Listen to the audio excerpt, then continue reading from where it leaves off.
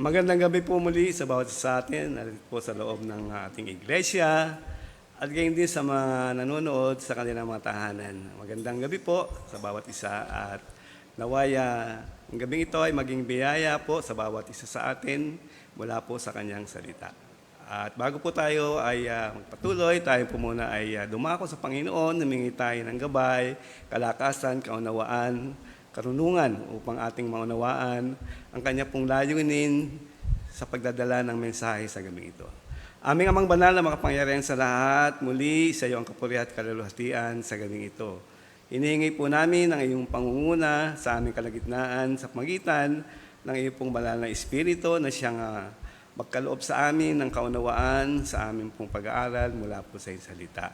Dalayan po namin na patuloy na ikaw ang manguna, maging sa aming mga kapatiran patungo rito at nawaysay po silang makarating at makaabot po sa iyo pong biyaya na ipagkakaloob sa gabing ito mula sa iyong salita.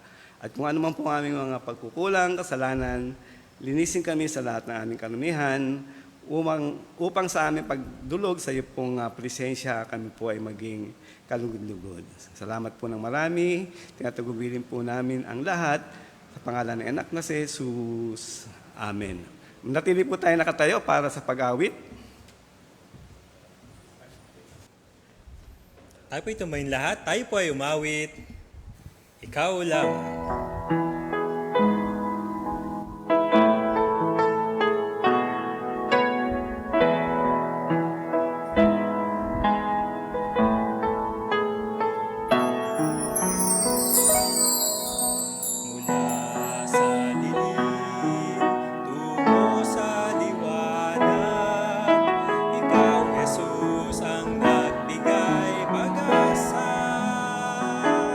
Kaya ngayon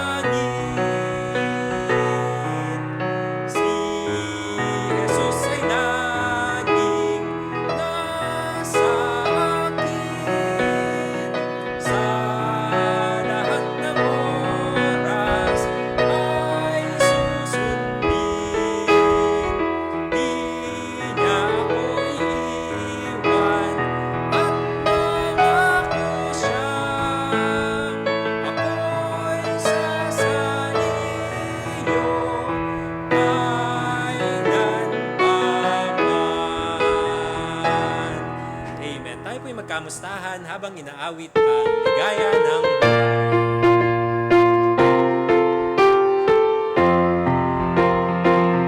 Ligaya ng buhay, kung kilala mo si Kristo. Ligaya ng buhay, kung siya'y manunubos mo. Babaguhin ang iyong buhay, kung siya ay kakamtan. Ang maging kay Kristo ay tunay na ligaya ng buhay. Ligaya ng buhay, kung kilala mo si Kristo. Ligaya ng buhay, kung siya'y manunubos mo. Babaguhin ang iyong buhay, kung siya ay kakamtan. Ang maging kay Kristo ay tunay na ligaya ng buhay. Ang maging kay Kristo ay tunay na ligaya ng buhay.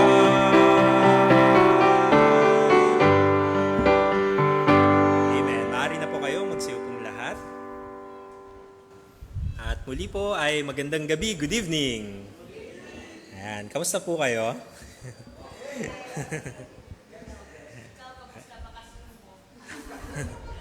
Okay din po. Ayan, tayo po ay dadako ngayon sa ating announcements and reminders. Ayan, daily Bible blessing every morning po yan sa ating Bethany Cubao Members Group Chat, Facebook page, and YouTube channel. Midweek service and prayer meeting every Wednesday, 7 p.m. Sunday worship service starts at 9 a.m. At ito po yung ating tema sa darating na linggo, ang hain ng papuri sa Diyos. Hebrews 13:15. And po, patuloy pa rin po tayo. Each one bring one. At sa Sunday po, Adult Sunday School Class, 3 p.m. Lord's Supper, katapusan na po ng Ayan. Sa Sunday po yan. Kasunod po niyan, Leaders Meeting. Ayan. Weekly worship service sa Camarin, Caloocan every Friday po yan. At sa San Mateo Rizal, home Bible study every Saturday. Worship service sa Taytay Rizal every Saturday din po yan. Ayan. At ang Go Ye Cubao weekly activities, Bible study every Wednesday and Saturday, BKBC and tract distribution every Saturday. Ayan. First time visitor Sunday din po sa darating na linggo, February 22. So, yung mga ini-invite nyo po, papuntahin nyo po sa Sunday. Ayan. At yung mga hindi pa po nakapag-fill up ng ating giving commitment para sa paghahanda po natin sa 37th Missions Conference and 61st Church Anniversary. Ayan. Muli po tayong tumayong lahat, isa pa pong awitin, sumasamba, sumasamba.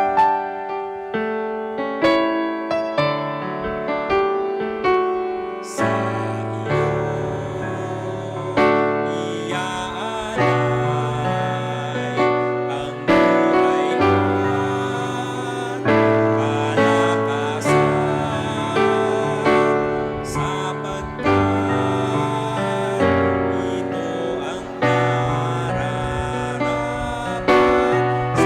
katulad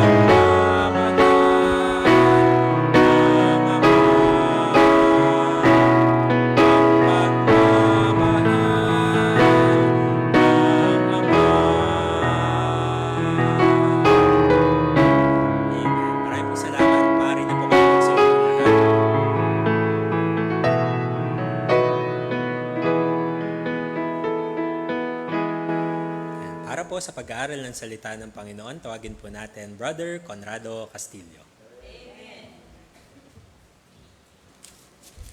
Magandang gabi po muli sa bawat sa atin.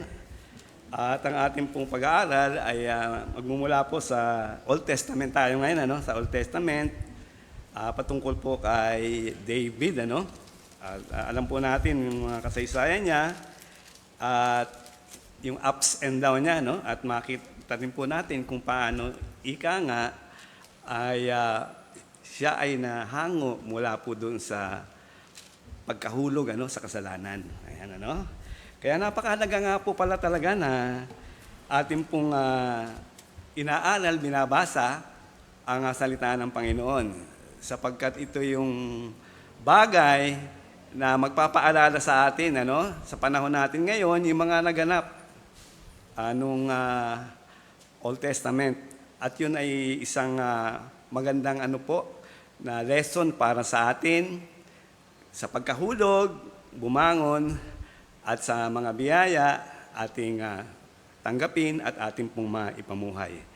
Ang ating pong paksa sa gabing ito ay may pamagat po na ang tamang tugon sa saway. Medyo mahaba yung ating babasahin, verse 1 to 14. Pero para makita natin ng malinaw yung nangyari kay David, kung paano siya bumaksak at muli ay nakabalik.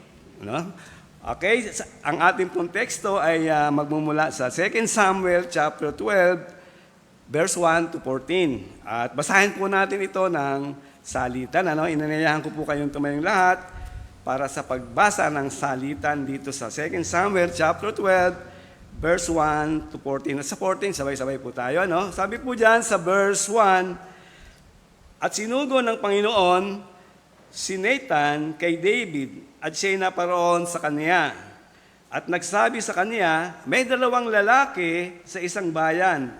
Ang isa ay mayaman at ang isa ay mahirap. Verse 2.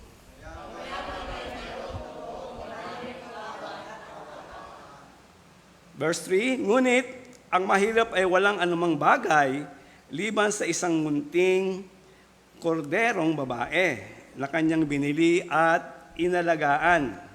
At lumaki sa kanya at sa kanyang mga anak.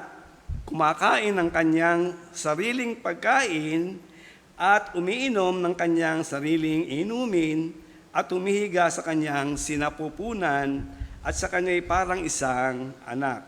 Verse 4.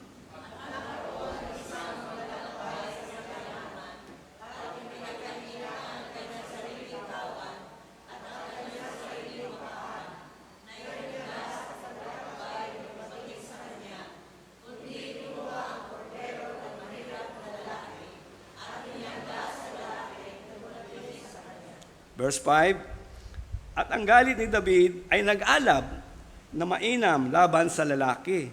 At kanyang sinabi kay Nathan, buhay ang Panginoon. Ang lalaki na gumawa nito ay karapat-dapat na mamatay. Verse 6,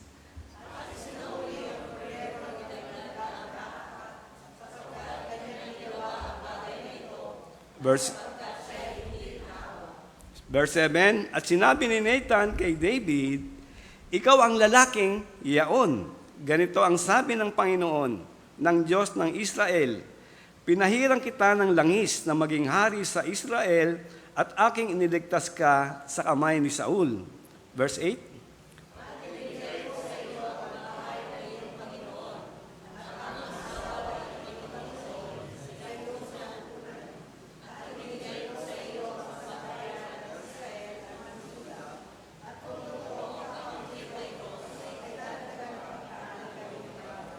Verse 9, bakit nga iyong niwalang kabuluhan ang salita ng Panginoon na iyong ginawa ang masama sa kanyang paningin?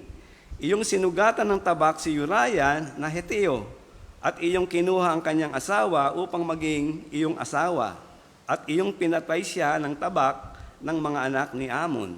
Verse 10,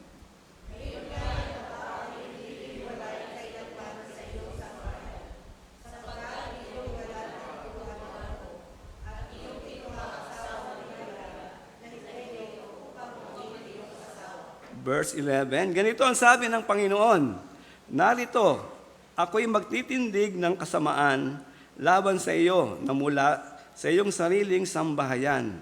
At aking kukunin ang iyong mga asawa sa harap ng iyong mga mata at aking ipagbibigay sa iyong kapwa at kanyang sisipingan ng iyong mga asawa sa sikat ng araw na ito. 12.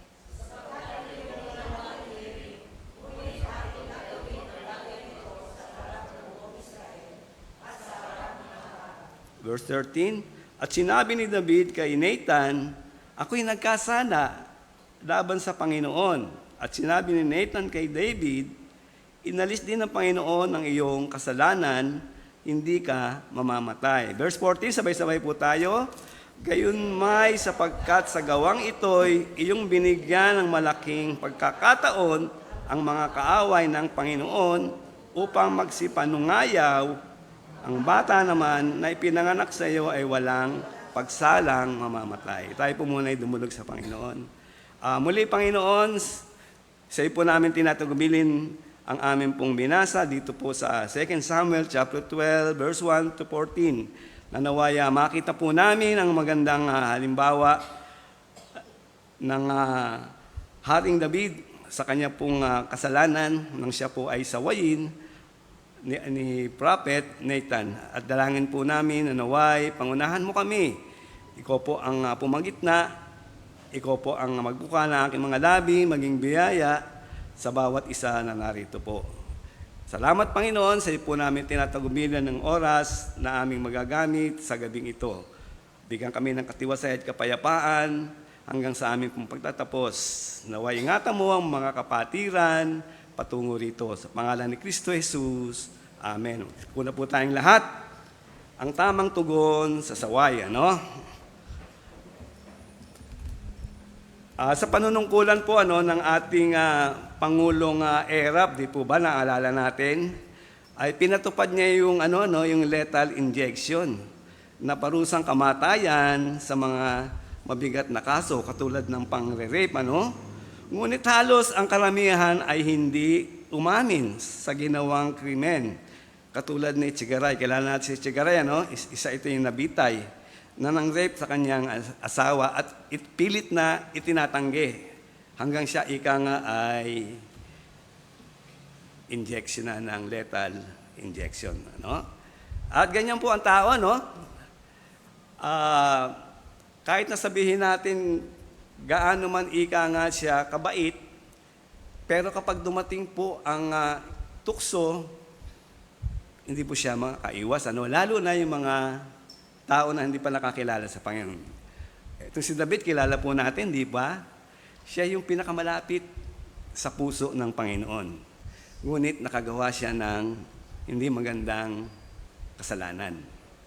At ito po ay isang bagay na dapat nating katandaan na maging tayo man na mga manampalataya, hindi man tayo leader, hindi man tayo ikang pinagkalooban ng mataas na katungkulan sa ating pamahalaan, ay tayo po ay dadaan sa ganitong kabigat na pagsubok sa ating buhay.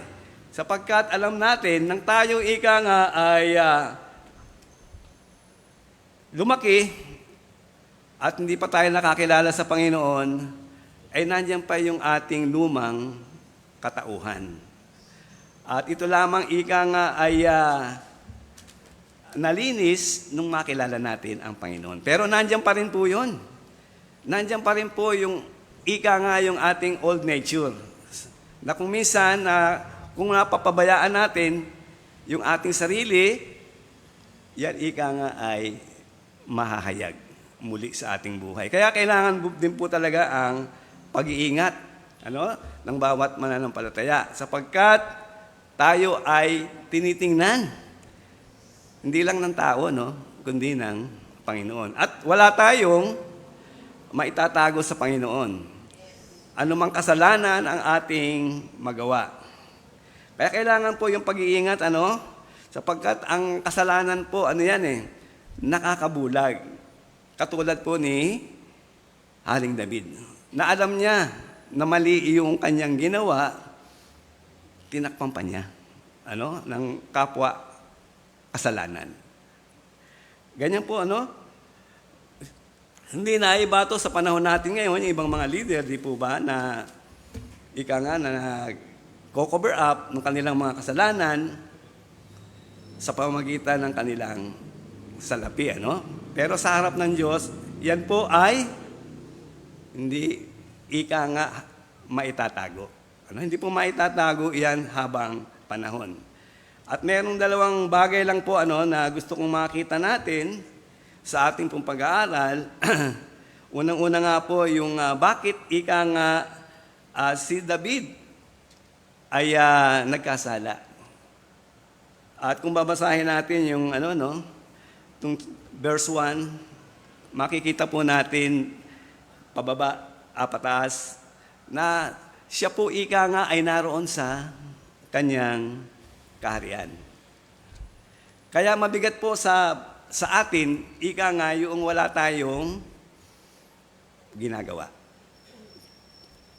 Wala tayong ginagawa, ngunit ang ating isipan ay umiiral po yan. Kaya tayo po ay nagkukulang, nagkakasala. Napapabayaan natin na ang kalaban ay tayo ay madaya.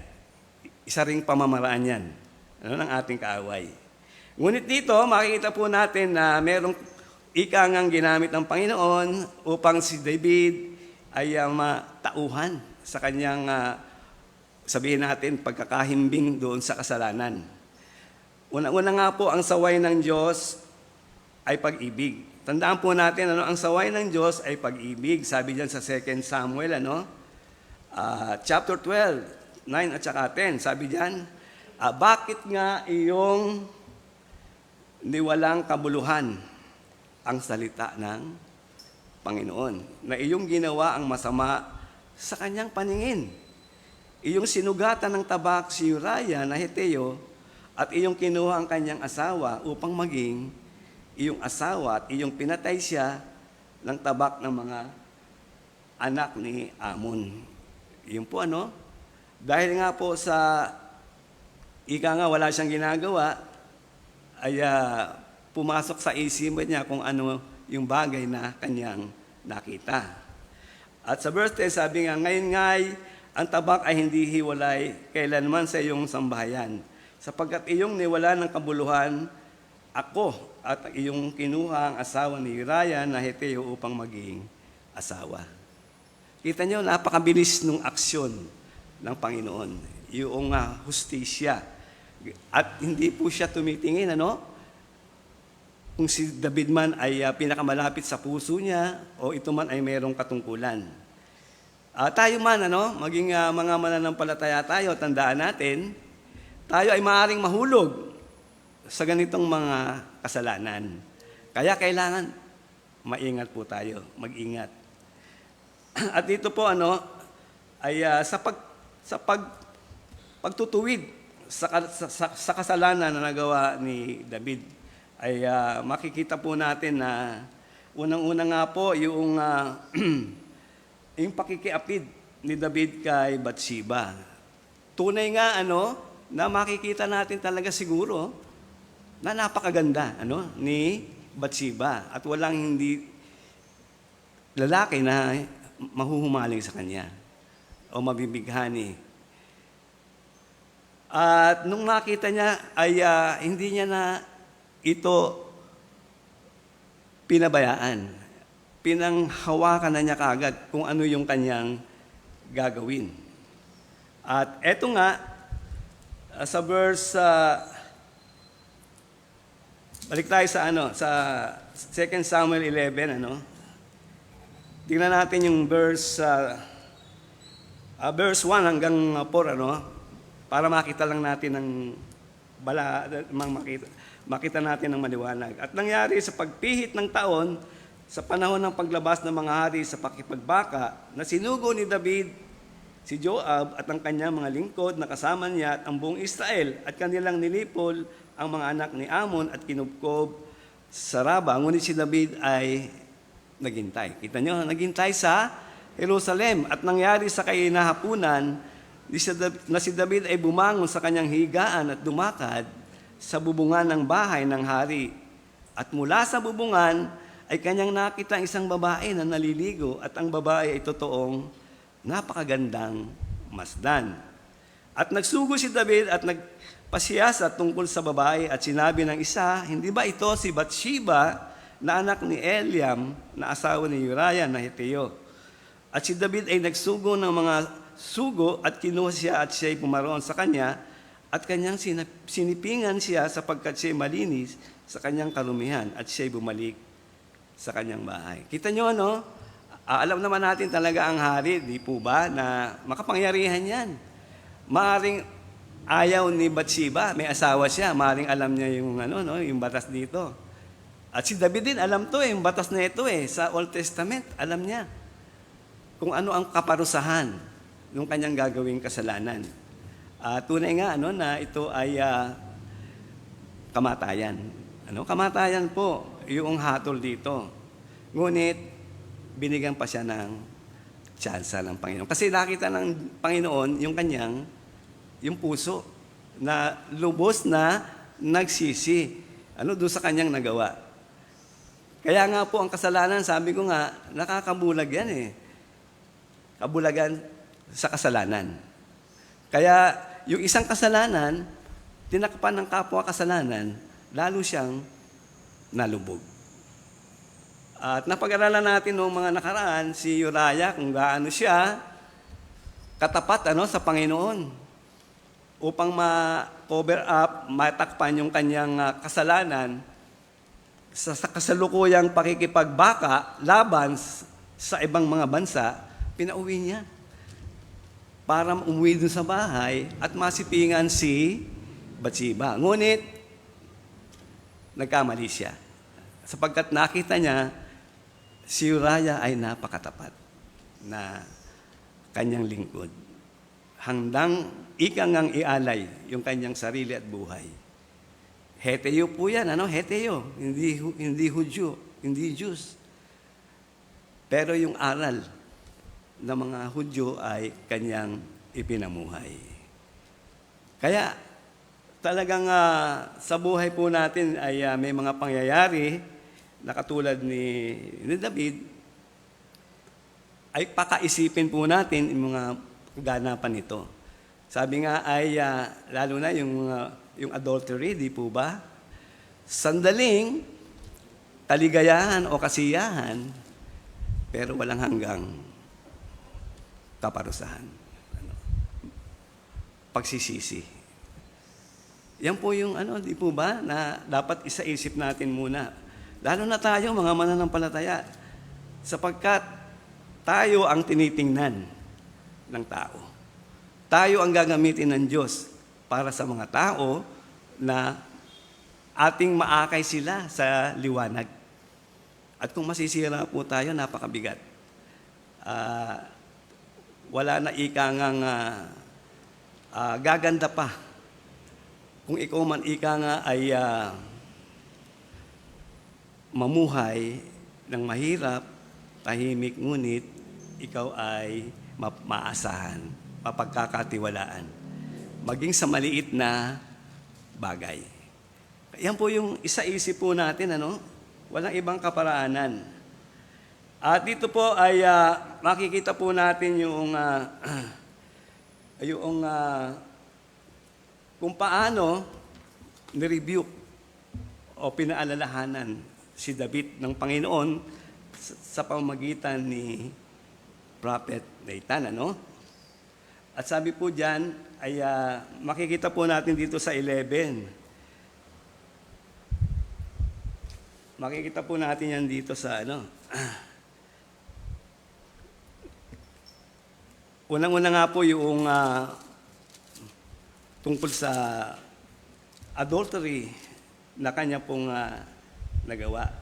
At sa pamamagitan ni Nathan, Prophet Nathan, siya ay inahayagan ng isang talinghaga, patungkol po doon sa isang mayaman at doon sa isang mahirap na mayroong mga alagang mga hayop. At sabi dito, doon sa binasa natin, dito sa verse, chapter 12, sabi rito sa verse 2, makita po natin, hanggang verse 4, sabi diyan, ang mayaman ay mayroon totoong maraming kawan at bakahan. Ngunit ang mahirap ay walang anumang bagay liban sa isang munting korderong babae na kanyang binili at inalagaan at lumaki sa kanya at sa kanyang mga anak, kumakain ng kanyang sariling pagkain at umiinom ng kanyang sariling inumin at humihiga sa kanyang sinapupunan at sa kanya'y parang isang anak. Kita niyo kung gaano niya ika nga itinuring yung kanyang alaga, bagamat ika nga ito'y isang talinghaga, ng patungkol po kay David, na siya po ay bilang hari at binigyan ng Panginoon ng maraming biyaya at lahat ng bagay, ika nga ay kanya pong natamasa. Unang-una nga po, pagiging isang leader ng Israel. Isang napakalaking bagay po yan. At gayon din, siya ika nga ay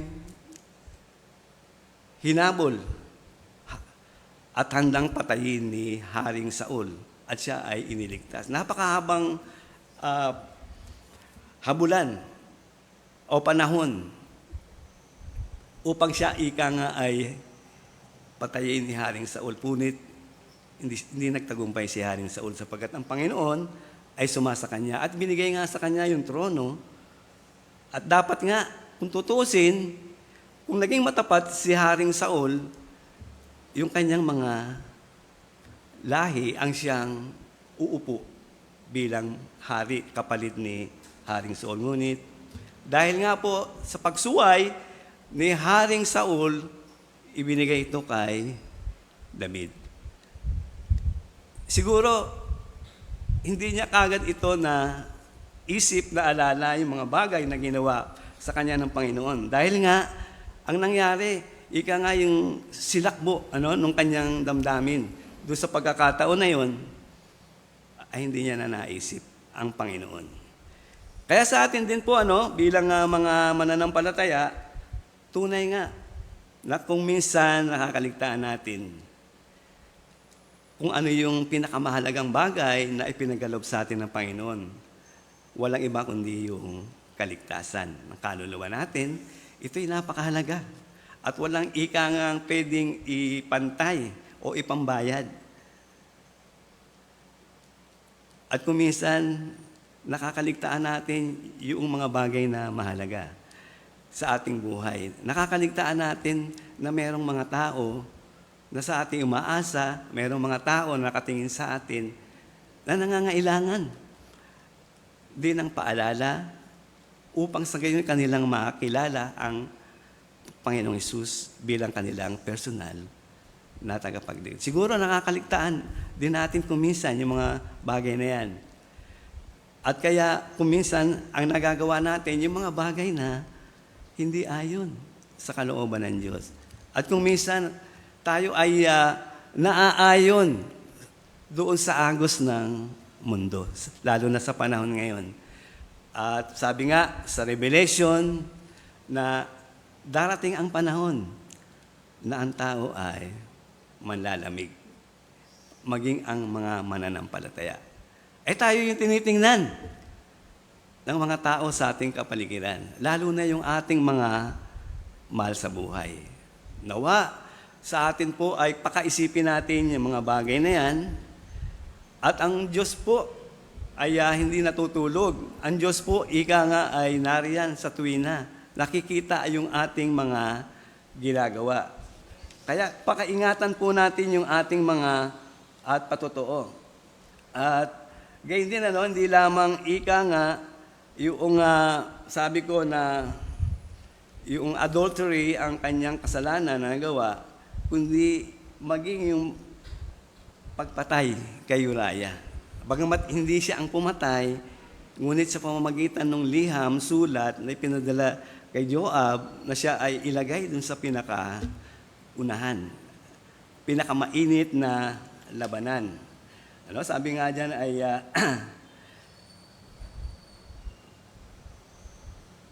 sabi dyan sa verse 14, sabi, at nangyari sa kinumagahan na sumulat si David ng isang sulat kay Joab at pinadala sa pamagitan ng kamay ni Uriah.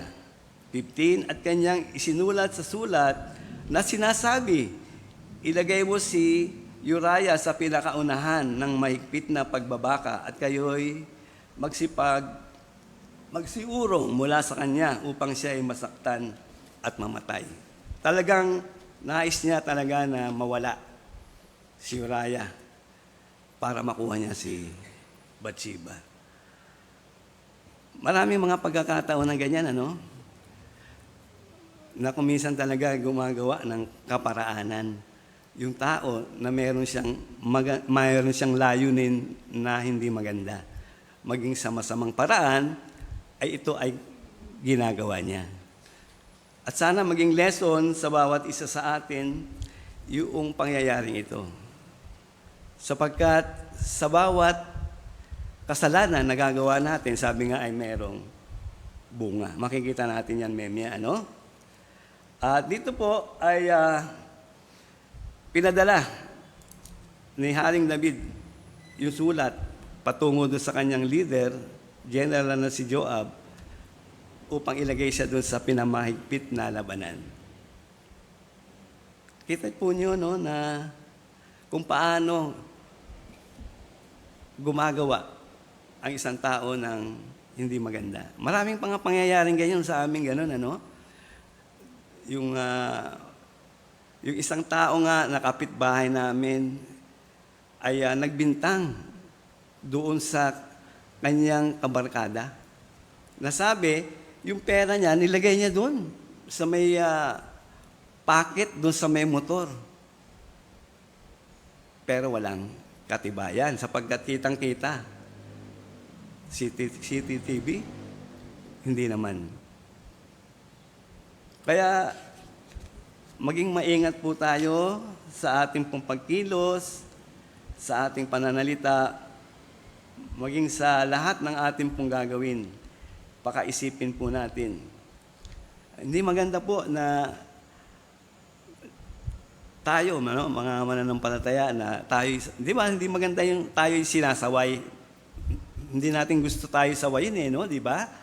Lalo na kung mali tayo, ayaw kuminsan natin. Kaya ganito kuminsan yung mga kaganapan sa ating pong sa kapaligiran natin. Ngunit, sa pamagitan ng Panginoon, ay ginamit niya si Nathan, Sabi yan sa 2 Samuel 12:1, ay sinugo.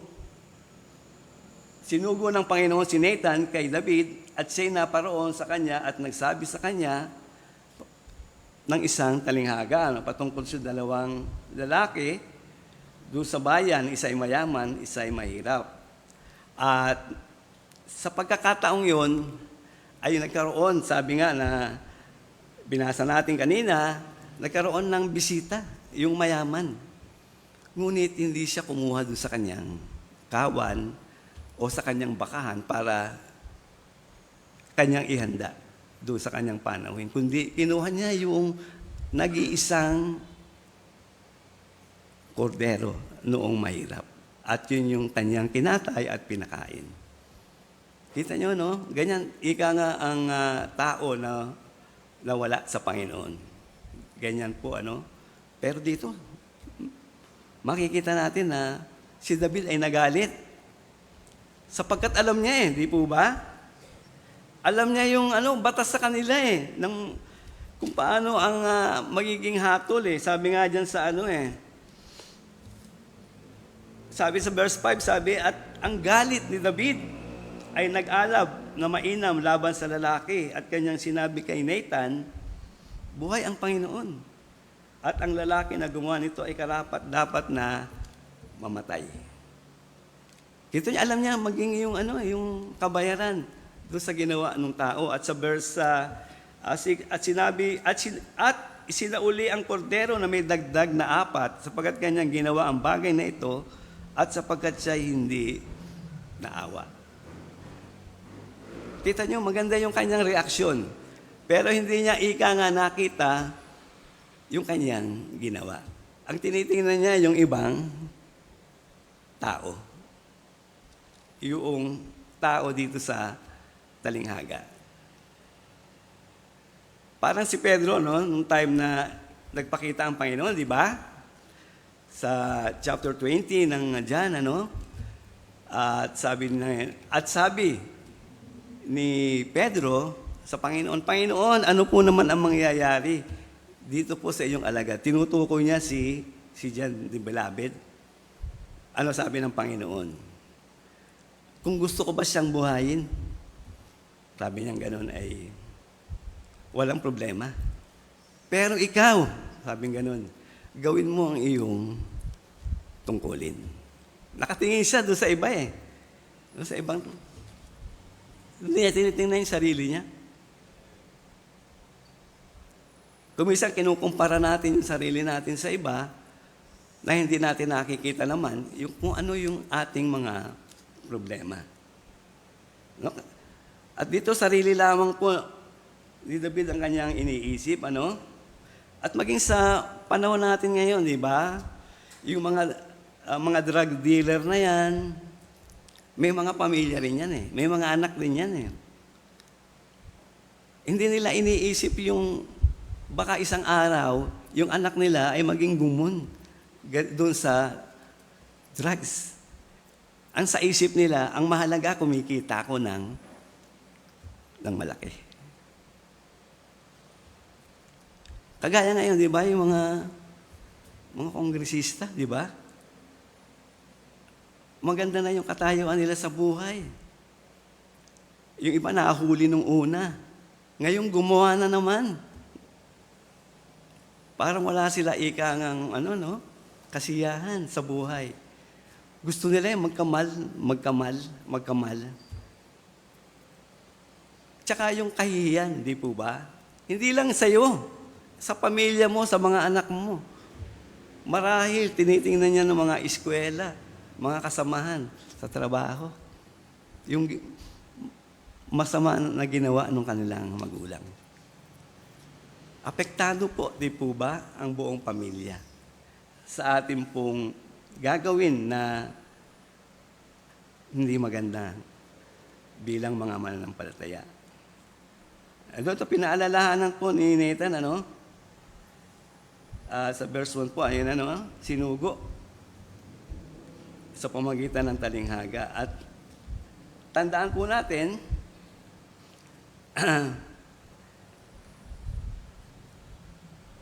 tayo po na mga mananampalataya ay mayroong katungkulan, May katungkulan po tayo, unang-una sa ating pamilya, sa ating mga kapatiran, na lumilihis, nagkakaroon ng problema. Pero ano ating bahagi? Sabi sa 1 Timothy 5:20, sabi rito ni Pablo kay Timoteo, sabi, sila na mga nagkakasala ay paalalahanan mo sa harapan ng lahat upang ang iba na may mga takot. Yung po yung paalala ni Pablo kay Timothy. Kaya tayo po may bahagi sa bawat isa. Maging sa mga anak natin, pamilya natin, kamag-anak natin, lalo na sa ating mga kapatiran na iba ang direksyon ng kanilang buhay. At ganyan din sa Proverbs 27:5 sabi, maigi ang saway ng hayag kaysa pag-ibig na nakukubli. Oo, maaaring magalit sa iyo yung kaibigan mo, kamag-anak mo, kapatiran mo, pero siya ay itinatama mo. Itinutuwid mo yung kanyang pagkakamali. At bahala na ang Diyos. Ang mahalaga, nagawa natin yung ating bahagi. At sa pagkakataong ito, di po ba na mabigat, mahirap yung kalagayan ni Prophet Nathan? Bakit? Kasi hari yun. Sasawayin mo. Babanggitin mo yung kanyang kasalanan. Baka ipakulong ka, baka ipapatay ka. Pero ang layunin ng Diyos ay mapabatid yung katotohanan. Maging sa atin po, bawat isa sa atin, huwag po tayong matakot kung ang sasabihin natin ay katotohanan o tama. Mabigat po yun, Para siyang sa pagitan ng dalawang nag-uumpugang bato, sa Panginoon at sa paglapit niya sa hari. Pero siya ika nga ay tumugon, Kaya nga po, na sa ating pong pagsaway, huwag po tayong mag-atubili upang maitama ang pagkakamali ni numan. Humingi tayo ng tapang sa Panginoon. Kahit tayo po ay nag-iisa, tulad ni Pablo. Naalala natin si Pablo noong time na naroon siya sa isang mission na naroon si Pedro, nakasama yung mga hentil na sila ay nagsisikain. Ngunit nung dumating yung mga taga-ibang lugar na mananampalataya, humiwalay sila at sinaway siya ni Pablo. Kaya hindi po masama na tayo ay magsaway, maging sa ating kapatiran na lilihis ng landas. At pangalawa po, ay yung tugon sa saway ng Diyos. 2 Samuel 12:13. Sabi diyan, at sinabi ni David kay Nathan, ako'y nagkasala laban sa Panginoon. At sinabi ni Nathan kay David, inalis din ng Panginoon ang iyong kasalanan. Hindi ka mamamatay. Kasi alam niya na yung kahatulan nun, kamatayan talaga. Kamatayan. Ngunit nakita ng Diyos yung kanyang pagsisisi sa kanyang nagawang kasalanan. Kaya sabi rito, hindi ka mamamatay. At doon sa paglapit ni Nathan, ni Prophet Nathan, maaring dalawang tugon, doon sa sinasaway. Sabi nga dyan sa 12:5 and 6, maaring dalawa, maaring magalit, o maaring ikang makita niya yung pagkukulang. At sabi nga dyan sa verse 5 ng 2 Samuel 12:5-6, at ang galit ni David ay nag-alab na mainam laban sa lalaki. At kanyang sinabi kay Nathan, buhay ang Panginoon, ang lalaki na gumawa nito ay karapat-dapat mamatay. Hindi po niya nakita yung kanyang nagawang kasalanan. At may bayad pa, di po ba? At isauli ang kordero na may dagdag na 4, sapagkat kanyang ginawa ang bagay na ito at sapagkat siya ay hindi naawa. Kasi maaaring hindi niya matanggap Hari ka ng buong Israel, tapos ikaw ay sasawin lamang. May mga haring ganyan, di po ba? Na yung mga propeta, ipinakulong, ipinapatay. Maaaring yun ang isipin niya,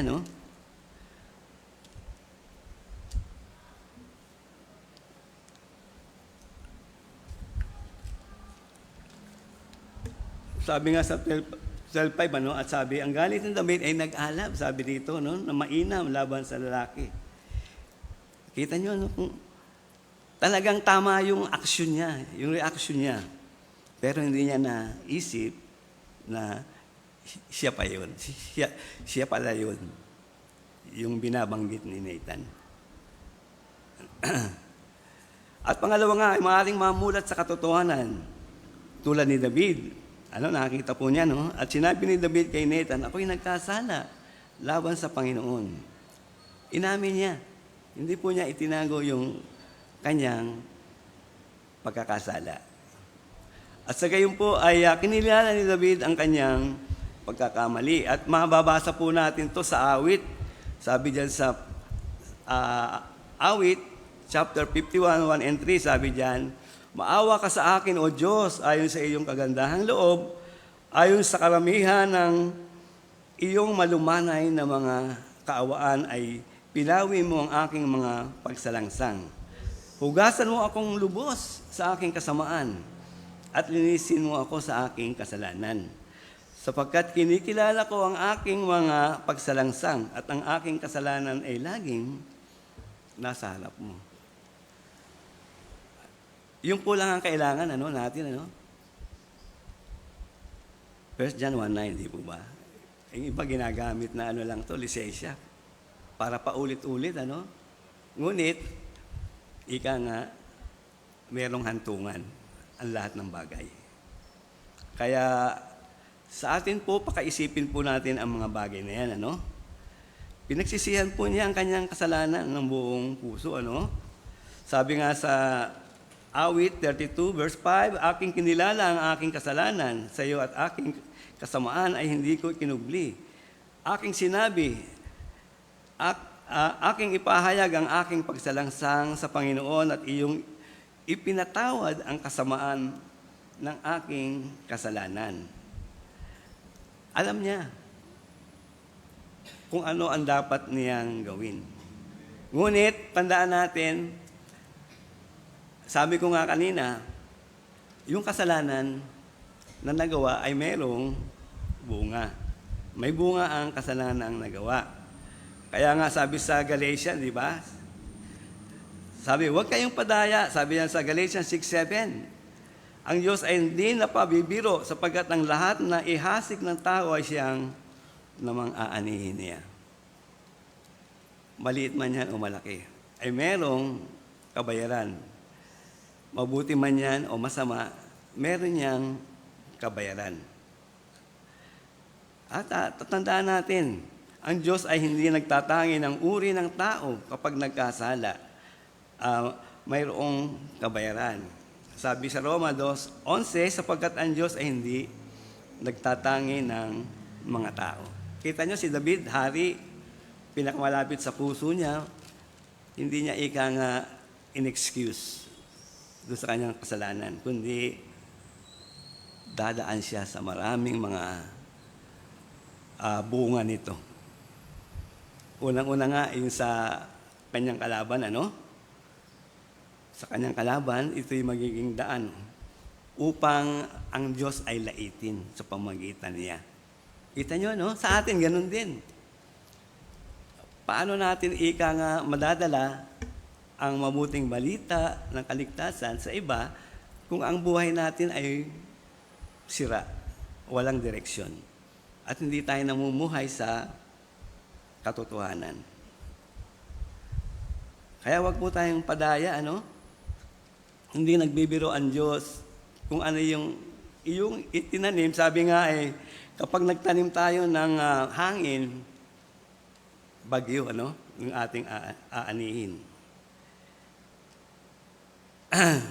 Kaya nga po yung resulta nito sa 2 Samuel, wala na to dyan, 2 Samuel 12:14, sabi, "Gaymay sapagkat gawang ito'y iyong binigyan ng malaking pagkakataon ang mga kaaway ng Panginoon upang magsipa nungayaw o laitin ang Diyos sa pamamagitan natin." At ano resulta nung ginawa niya? Ang bata naman na pinanganak sa iyo ay walang pagsalang mamamatay. Yan lang po ang ika nga na pwede nating bigyan ng panahon sa ating buhay. Talagang mahirap na mag-ingat sa ating paglakad, pagkilos sa mundong ito. Lalo na kung ang iyong buhay ay hindi nakasalalay doon sa kalooban ng Diyos. Katulad din po ito ng isang driver, busy siya sa kanyang pagdadrive, ngunit tinitingnan niya yung ibang mga mga sasakyan na dumaraan ng maling direksyon. At hindi niya akalain na pala siya ay mabubunggo sapagkat nakatingin siya sa ibang direksyon.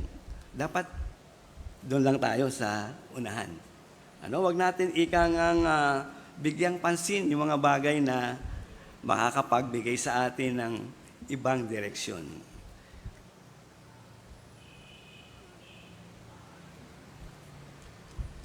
Kaya nga po, tayong mga nasa katotohanan, siyasatin po natin ang ating sarili sa harapan ng Diyos at mula sa Kanyang mga salita, baka umiba ang direksyon ng ating buhay. Kasi may pagkakataon kuminsan na sa ating paglakad sa mundong ito, kuminsan hindi natin naisip yung ating ginagawa, sinasabi, o anumang ating pinaplano na ito ay malayo sa kalooban ng Panginoon. At sa ating pong pagtatapos, ay huwag tayo magalit kung tayo man ay sinasaway, kung tayo ay lumalakad, lihis sa kalooban ng Diyos. Isang paraan ito upang hindi tayo mahulog sa pagkakasala at ito rin ang paraan ng Diyos para tayo ay maitama. At gayon din, huwag din naman tayong matakot sumaway sa ating mga mahal sa buhay o mga kapatiran na lumalakad sa kasalanan upang sila ay maitama. Himingi lang tayo nga ng wastong kaunawaan sa mga bagay na ating nakikita o yung mga tao na iba ang direksyon at tayo ang gagamitin. Walang ibang gagamitin ang Panginoon Tayo yung tagapagpaalala, tayo yung pag-aakay tungo sa tamang direksyon uli, patungo sa Panginoon. Sana po isang bagay na ating pong maalala, hindi lamang yung magandang halimbawa ni Haring David, kundi yung kanyang ikangang mga nagawang mga kasalanan na nagbigay pabigat sa kanya. Kasi sabing gano'n na hindi mawawala yung yung consequence nito. Kita mo sa pamilya niya, nagkagulo, nirape yung kapatid niya sa ama, yung isang anak niya, pinatay yung isang anak niya. Si Absalom, gayon din yung si Absalom, ika nga ay inagaw yung kanyang trono. Ayan po yung magiging consequence doon sa kanyang ginawa. Kaya, pakaisipin natin na yung maliit na bagay na ating ginawa, ito pala ay malaki kasalanan sa harapan ng Panginoon. Malaking kasalanan po yan. Sapagkat tayo ay tinitingnan ng tao.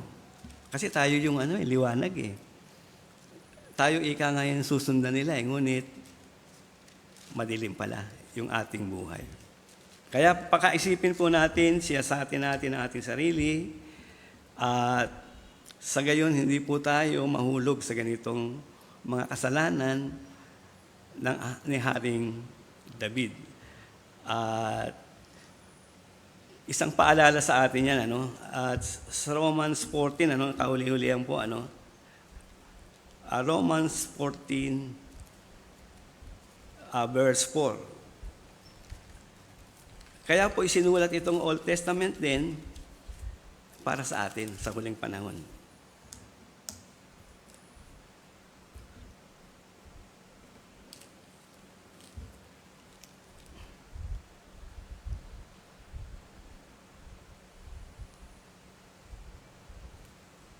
Ito sa verse 15 po, chapter 15 ng Romans, verse 4, sabi, sapagkat ang anumang bagay na isinulat ng una ay nangasulat dahil sa ikatututo natin upang sa pamamagitan ng pagtitiis at pag-aliw ng mga kasulatan ay magkaroon tayo ng pag-asa.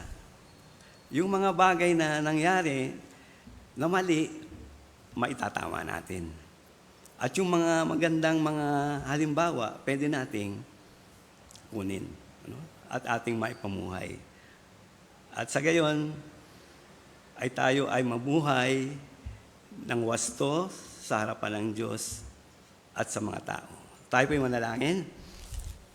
Aming Amang Banal na makapangyarihan sa lahat, muli sa iyong kapuri at kalulatian sa gabing ito. Salamat pong muli sa iyong mga salita na nagpaalala sa amin na kami, Panginoon, ay magkaroon ng kaunawaan sa aming buhay. Kung kami man po ay sinasaway mo sa pagitan na iyong salita, kami po ay tumalima.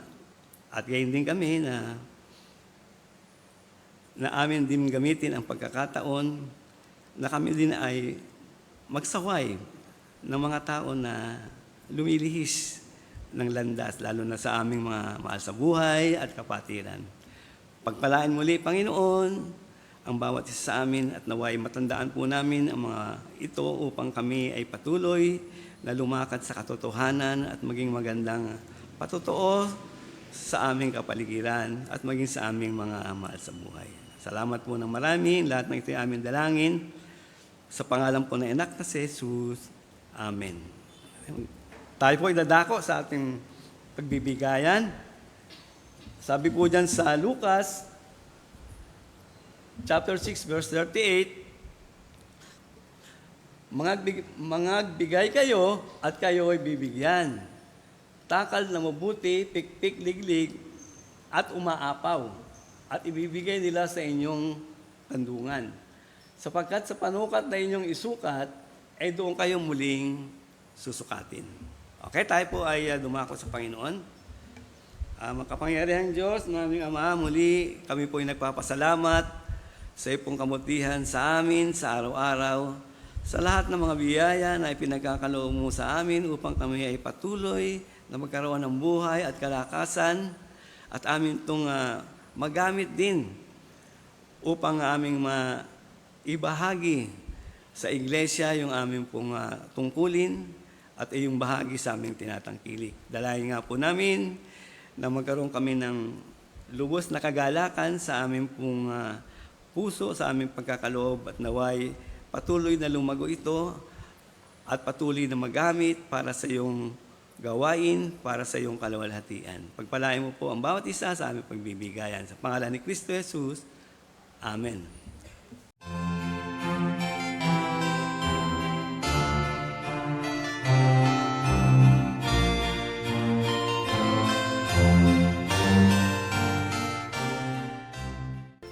Tayo po ay magpasalamat. Ama, muli salamat po sa nalikom na salapi. Salamat sa bawat isa na patuloy na bukas ang kanila pong palad sa pagkakaloob upang ang iyong pong iglesia ay matugunan ang mga pangailangan nito, mga bayarin, at tulong din sa mga humahayo upang ang iyong mga salita ay maabot ang maraming kaluluwa na hindi pa nakakilala sa iyo. Dalayan po namin pagpalain ng bawat isa, hindi lamang sa larangan ng pinansyal, kundi gayon din sa kanilang pisikal na pangatawan, kalakasan at kalusugan, at patuloy na dumaloy sa kanilang buhay ang iyo pong biyaya at pagpapala. Salamat po, ang lahat na ito ay aming dalangin. Sa pangalan po ng anak na si Jesus. Amen. Okay. Muli po tayong tumayong lahat para po sa pangwakas na awitin, Tatawid sa Landas.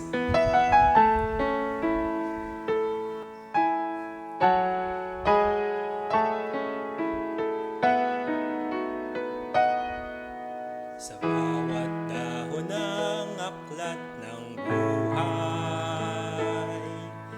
bakas ang luha na tumatangay, inaanod ang pag-asang unti-unting nawawala.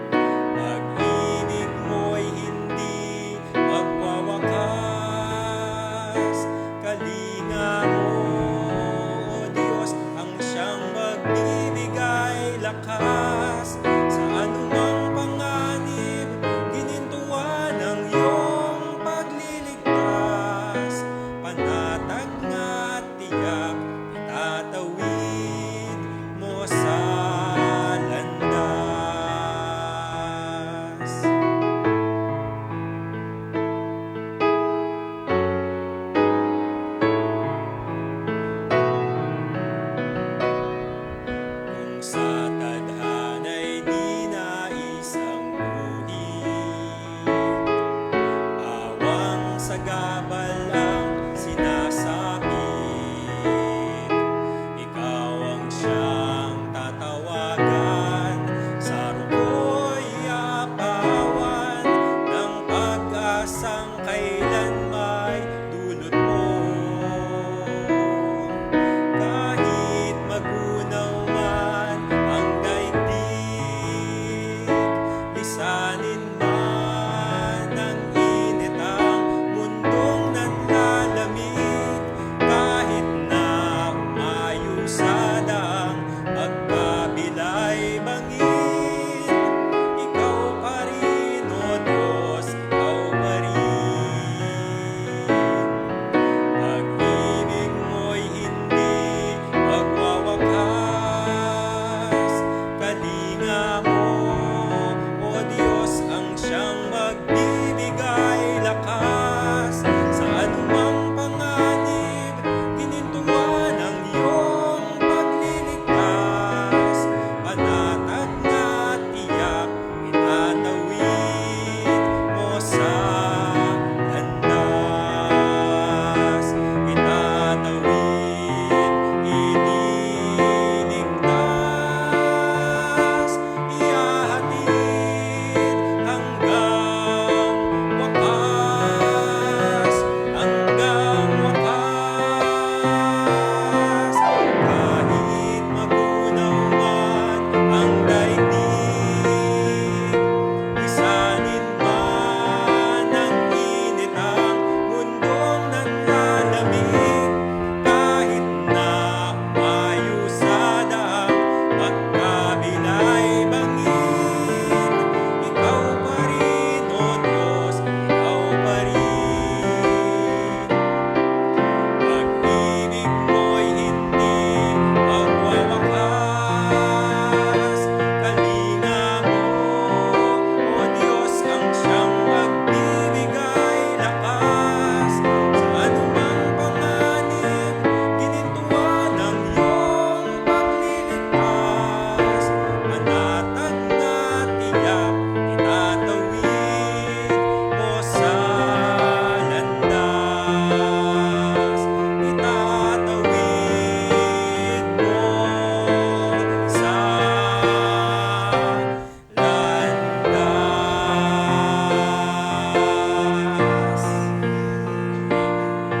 Manatili po tayo nakatayo para po sa pamabasa sa panalangin.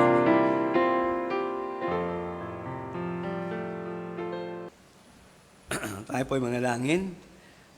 Muli po, Panginoon, kami po ay pupuri ng papasalamat sa iyo pong kabutihan sa amin, sa kalayaan na iyong pinagkakaloob upang muli kami patuloy magkatipon sa lugar na ito, sa aming iglesia, at gayon din sa mga tahanan, nanonood. Dalangin po namin na ikaw po ang manguna, mamahala. Excuse.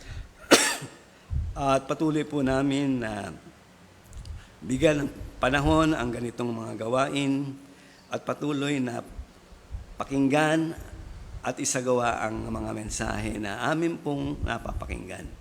At dalangin nga po namin sa amin pong pansamantalang paghihiwalay, ikaw po ang manguna, mag-ingat hanggang sa aming tahanan at sa amin pong pagdulog sa trono ng biyaya, sama-sama po naming dadalhin ang bawat karaingan at panalangin ng bawat isa. Ikaw po ang manguna at magbigay ng katugunan sa tamang oras at panahon.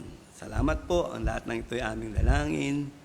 Sa pangalan po ng anak mo si Jesus. Amen. Amen.